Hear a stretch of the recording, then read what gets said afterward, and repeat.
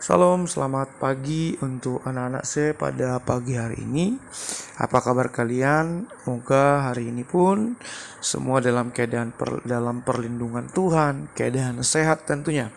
Salam sejahtera untuk kita. Pada hari ini kita akan lanjutkan kembali materi pembelajaran kita dengan topik Roh Kudus membaharui gereja.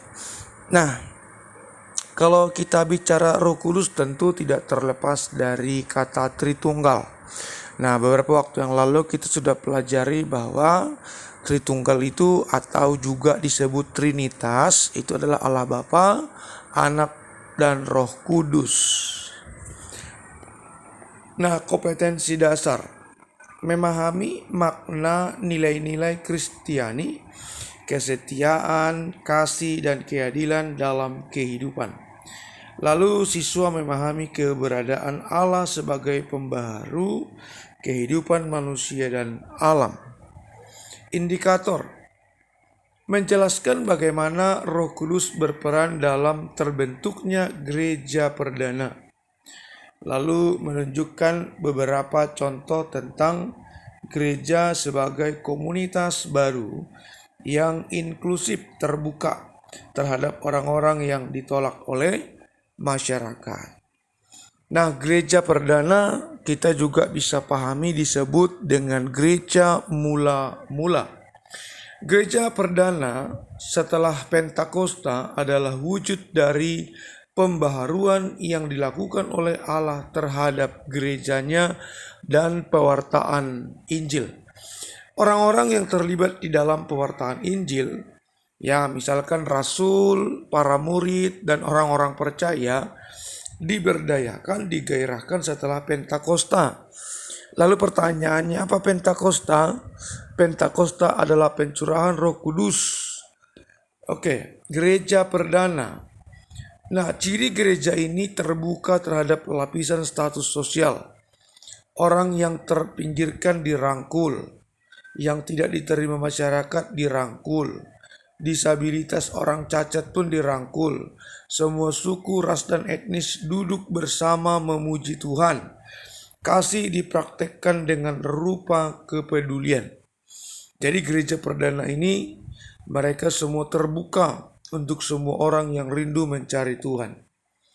Tetapi kita juga bisa lihat kemunduran gereja di abad pertengahan, kira-kira abad 16-17, mengalami kemerosotan kemunduran. Ada praktek-praktek yang tidak sejalan dengan kebenaran. Misalnya penjualan surat penebus dosa dalam rangka mengumpulkan dana dari jemaat untuk membangun gereja megah di Roma. Jadi ada praktek-praktek yang tidak seturut dengan firman Tuhan. Lalu kemunduran gereja.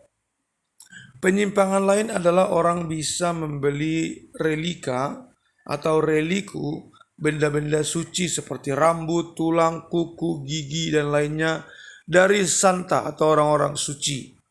Yang lebih parahnya, tidak diketahui apakah benda-benda itu berasal dari orang suci atau orang yang telah lama meninggal. Intinya dijual, masuk ada dana. Pembaharuan gereja. Dengan pemahaman ini, kita mengerti mengapa di abad pertengahan gereja mengalami pembaharuan atau reformasi dan hingga kini tetap berjalan.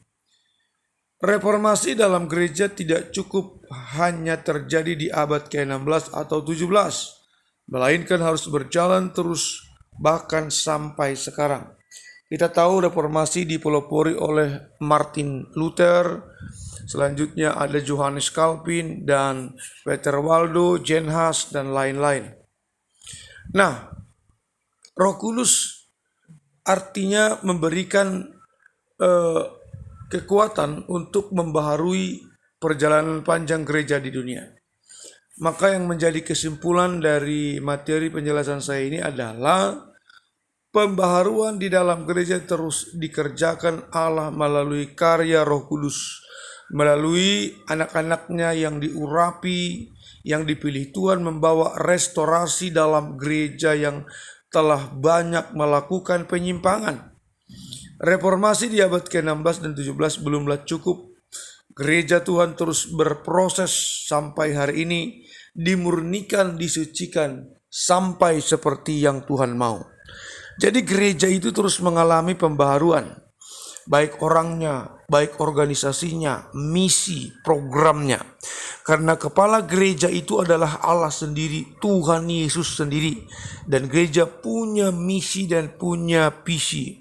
Nah, oleh sebab itu, maka Roh Kudus tentu akan bekerja melawat, merestorasi, menginsafkan manusia dari segala hal yang tidak tepat dan tidak sesuai standar Allah.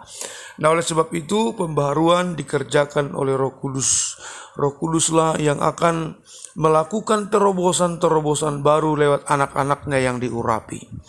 Inilah penjelasan saya pada hari ini. Kiranya penjelasan ini boleh menambah pemahaman konsep kalian.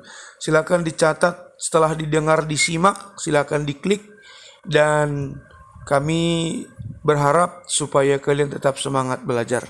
Baik, terima kasih buat atensinya pada pagi hari ini anak-anak tetap semangat belajar, salam sehat dan Tuhan memberkati. Mari kita tutup dalam doa.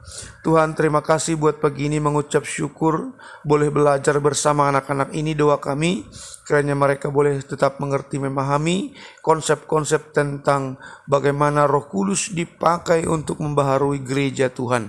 Berkati kedua orang tua, berkati pekerjaan mereka, cukupkan segala kebutuhan anak-anak ini. Terima kasih Bapa di surga, terpujilah namamu. Dalam nama Yesus kami doa bersyukur pagi ini. Amin. Baik anak-anak silakan dipahami, disimak ya. Tuhan memberkati dan jangan lupa dicatat materinya. Shalom.